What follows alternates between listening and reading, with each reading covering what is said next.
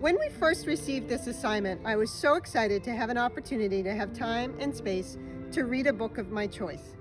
I immediately wanted to choose a Catholic author among the few that a friend and Catholic evangelist had introduced me to, mainly C.S. Lewis or G.K. Chesterton, among others.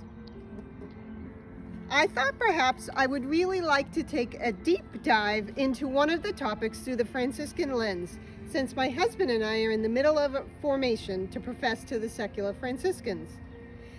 That's where my study began way back in January, when our formation director suggested Clare of Assisi, A Heart of Love by Elio Delio.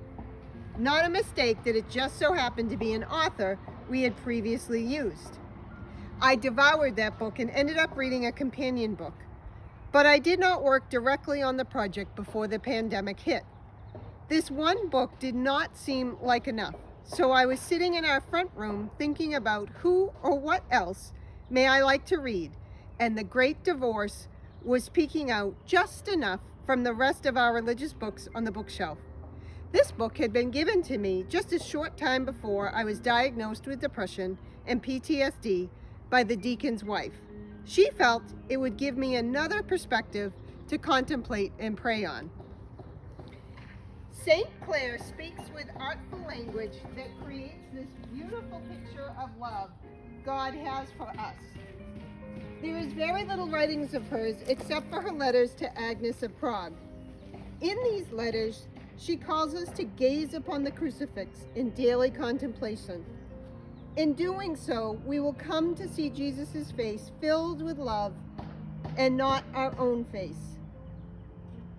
A face that is often labeled by society and by the environment we live in, giving our own reflection lots of tarnishes. But the truth lies in the crucifix, in the crucified face of Christ. We are made in his image, in the image of pure and unconditional Trinitarian love, the Father, the Son, and the Holy Spirit. When our gaze is fixed on the cross, any trauma or abuse we suffer can be managed because God's love can never be tarnished or lost. This kind of understanding, our being made in the image and likeness of Christ, bathed in love, allows us to create a safe and open space for directees, a space where there is no room for judgment, only love. It allows us to rise up to our own potential. If our own personal light of the image of love is bright and detectable to our directees, they will undoubtedly grow deeper in their relationship before we ever even have a conversation. Next, I picked The Great Divorce. About 3 weeks ago, on a beautiful sunny weekend day, while I started the book. While the book was slow to start, I ended up reading almost the entire book in one sitting. This book reminded me a lot of On Hind Legs that I read cover to cover in 24 hours on my first silent retreat.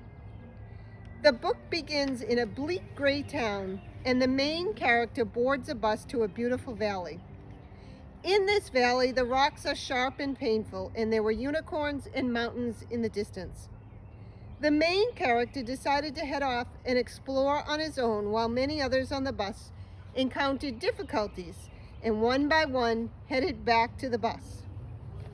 Before long, a guide approached, and the main character and he observed the others.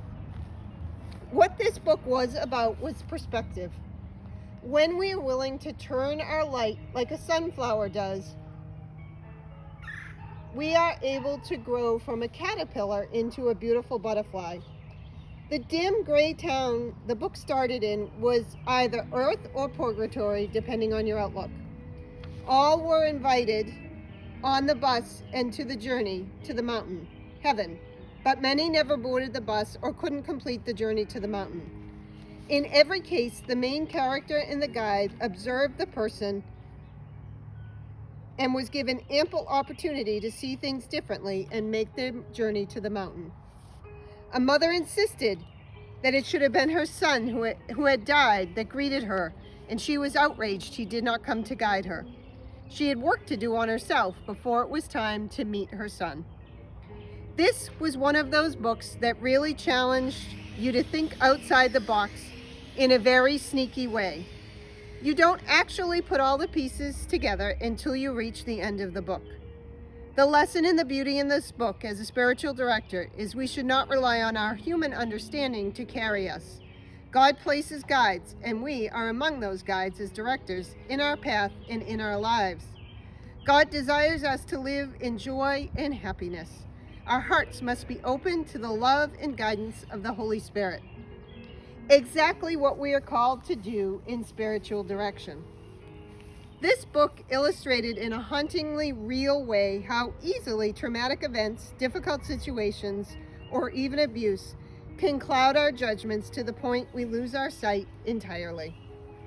In each of their own way, these books were wonderful reminders that it is the Holy Spirit that has the clear vision of love and joy and happiness. It is unvarnished by the situations of life. We must stay open to the guidance we are offered in order to help our directees grow deeper in their gaze of the love of Christ. Finally, I turned to several talks by Jimmy Mitchell, a Catholic speaker and musician, who inspired me to dig deeper in my own relationship with God, to truly fall in love. When you listen to either Jimmy's talks or music, he's deeply and totally in love with his faith and the beauty the love of Christ shows us. As spiritual directors, faced with directees that may be sorting through trauma and stress and abuse, our time spent deepening our own spiritual health through the grace of the cross and give us the openness to trust in the guiding and beautiful love of the Holy Spirit. The trinity of material I chose was a perfect end to this 2-year study. It's what being a Franciscan is all about. Love.